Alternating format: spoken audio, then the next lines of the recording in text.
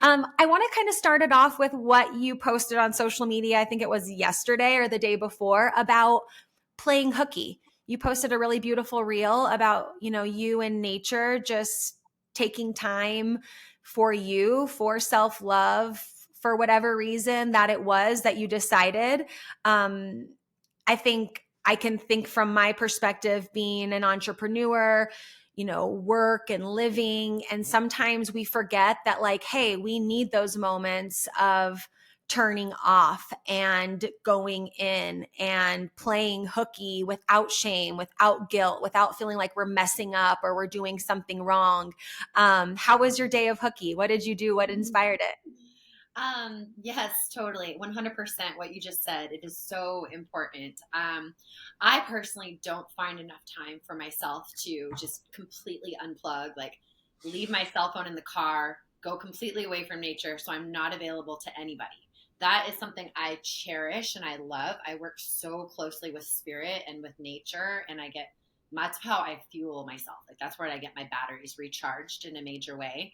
And yesterday it was just so funny. I had such long couple weeks, which are been so busy and so lovely, and I'm gearing up. I do sound bath healing circles, new moon circles, full moon circles, self love, connecting with Christ consciousness every single Friday night. So I have a lot goes into preparing for that, and that kind of starts, Monday, and I'm starting to put together what I'm going to do for that. And so there's always about 50,000 tasks, as you know, as an entrepreneur that could get done. And when that moment comes, when I'm like, I don't want to show up and do this job that I love and present this topic that lights up my soul, and it starts to feel like a work, that's when I know, not work, it starts to feel like a chore.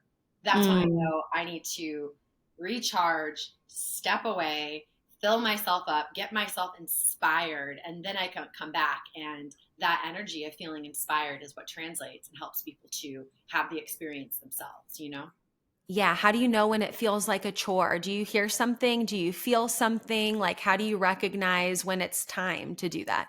Well, personally, I've had, I know that this podcast will not just be, it's not just for right now, but astrology right now, what's happening in the air. There's a lot going on with old wounds coming back around, and we have a full moon this week. And I personally have just had a couple big layers come up in my own healing journey that got to be witnessed, that I'm so blessed that I can use my tools that I use in my practice on myself. And so I've just had the last few days have had a lot of stuff come up. And so for me, I just felt off kilter. And um, by doing the practices, going for the walk, I live right by a beautiful lake here in Austin, so I can go for that walk, and that's helpful. But my typical walk wasn't turning me on in the way and like really rejuvenating my soul. So I was like, Mm. where can I go that has no Wi-Fi, that's nowhere near anything? And so I went and sat by a waterfall and just like hiked in, had left my phone in the car, and was like, I just need to fully recharge. And so I'm a total in I want to say intuitive, introspective, and clear audio person. So I hear, I feel, I go a lot off of what my gut tells me, my body tells me. And so when I need to check out and not look at a computer anymore, I'll get like some strange pain or some weird feeling in my body. And I'm like, oh, this is not natural. And when I tune into myself, I know, okay, I need to reset. I need to get outside. I need water. I need nature. Mm. Yeah. And I love that you said you can kind of feel it in your body. And I know that people listening can't see you move, but maybe they're watching the videos and you can, and you're kind of like wiggling and you can kind of see that squirm. And, I think oftentimes we can feel something. Maybe like for me, it's right behind my heart space in my back. That's kind of where things will get like turn into like a little bit more of a knot. I'll feel some tension there. And it's very, I think, maybe easy, or people can easily be like, oh, my back hurts, so I need to get a massage to like rub into that specific area. But what I've realized is it's not always like muscle tissue that needs to be rubbed out because it's hurting. It's actually an emotional signal of like, hey, I've been doing too much. The things, like you mentioned, the things that you normally love start to become a chore. And you're like, wait, but I love teaching my classes. I love helping others on their healing journey. Or in my case, I love, talking on the podcast or whatever. But even last week when we were going to record, I had to, play hooky as well. But for me, it wasn't out in nature. It was just in my bed all day where I was like, you know what? No, I'm not going to push my limits to go after something that doesn't need to be done right in this moment. I'm going to change it because I started to feel that physical sensation within my body of like, no, I know that doesn't mean that I need a massage. It means that, massages are great. I love them, but it actually is more of an emotional signal to me to dial things back a little bit. And that took me a while of not listening to that feeling and pushing through it anyway, to realize that is not a path that I want to be on. That's not a signal that I want to ignore. Can you think of a moment where you maybe ignored it, or how did you learn to listen to that whisper that's like, time to play hooky, sister? Well, for me, just, I love that we've migrated in this direction, because that is actually the basis of my entire practice. It's this is breath tax, and I'll break it down for listeners, for you, that basically how it works inside of our body when it comes to healing and emotion and trauma, big T trauma, little t trauma. Whatever our bodies cannot handle in the moment, whatever our nervous system cannot process in real time, it literally gets stored away in our energetic field in our body, so that at a later date we can come when we have more availability, more resources, more maturity to hold this space and witness what needs to come up to the surface. And there's a beautiful book called The Body Keeps the Score, which I I love absolutely that love. book. Absolutely. Me too.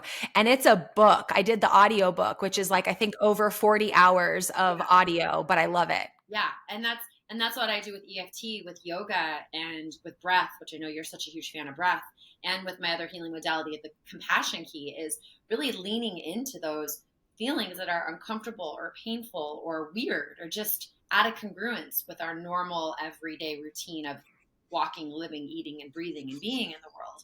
And then learning to lean into that and asking those questions. Hey, how do you feel? Breathing in and being like, oh, as I touch base into, like, for you, like with your shoulder, leaning into your shoulder. And because I have a similar space, that's where I hold a lot of stuff. Leaning in and just like hand on the heart, hand on the belly, and be like, what's trying to express itself right now? What do I need to listen to? What do I need? And really going into that space. And when we go into it, give it a little compassion, give it a little acceptance and a little love. It will unravel and show you whatever has been hiding for a really long time. We just need to have the courage to go within instead of ignoring, pushing away, using X, Y, or Z to numb, and just give it that space of, I'm here and I'm listening. Because our body doesn't want to hold on to that stuff. It wants to be free and healed and have fun. So for me, I learn now how to go within through emotional freedom technique, through compassion key, through breath, and through yoga. Yeah. And I love how you said, like, what is it trying to reveal to me, or what is it sharing versus how can I make it go away the fastest? I think Absolutely. that's what's gotten us into a lot of dis-ease as a society, is being like, how can I make it go away the fastest versus what's it trying to tell me? What can I learn from it? What is trying to be expressed here? Um, Tell us a little bit more about EFT, emotional freedom techniques, and the compassion key.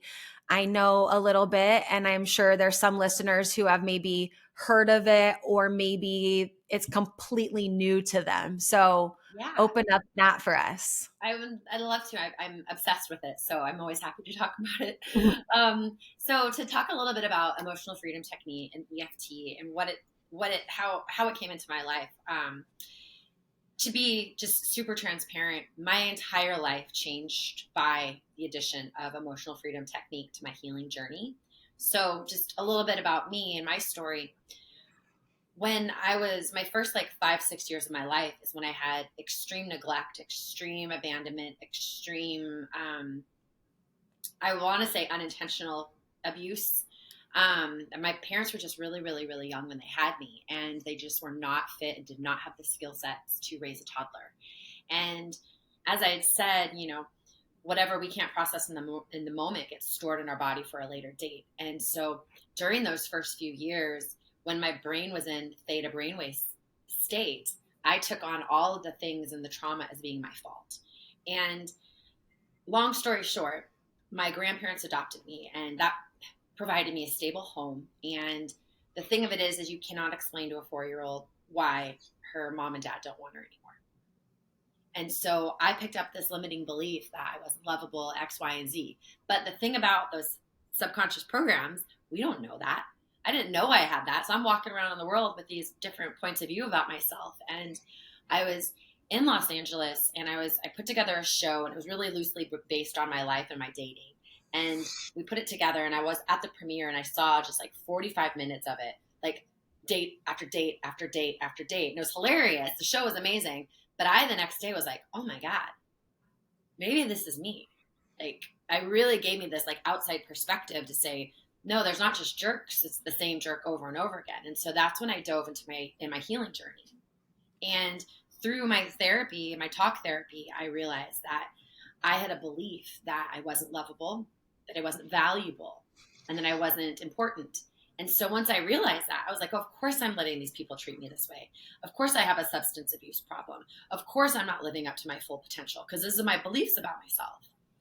So I went in and did all the regular therapies. And it's one of the things I love about EFT and the compassion key versus regular therapy. Regular therapy is great, and it gives you so much perspective. I learned so many things that I would never have thought I just never thought existed in my relationships growing up from a trained therapist. So I do not discount trained therapy and talk therapy at all.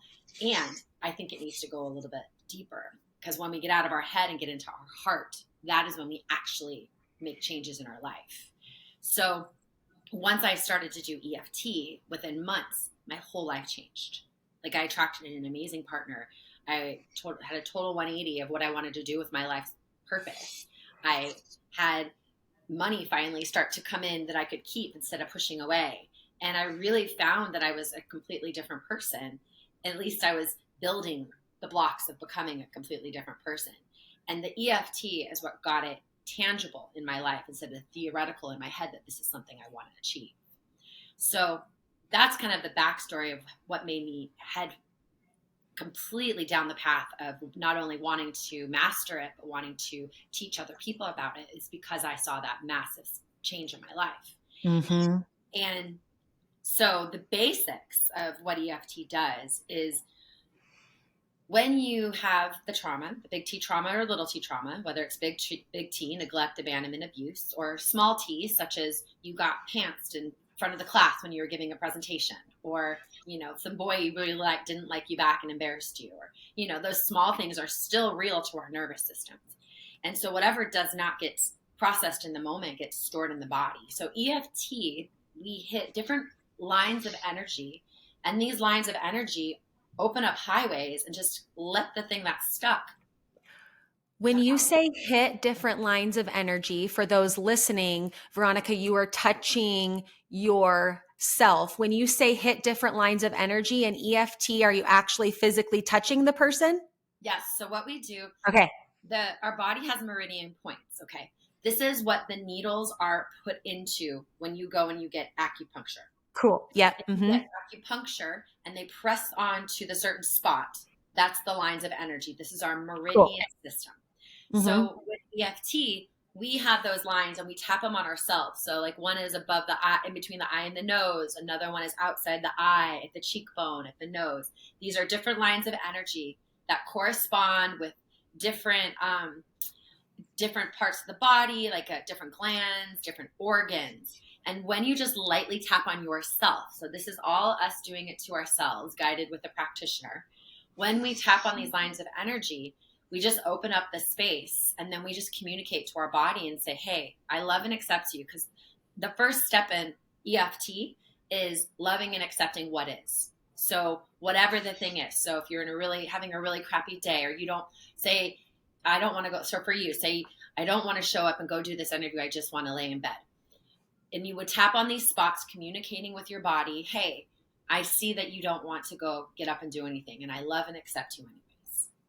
I know procrastination can be scary and you feel like you have to do it, but I love and accept you anyways. I give you permission, body, to stay in bed and not do anything because that's what's right for you.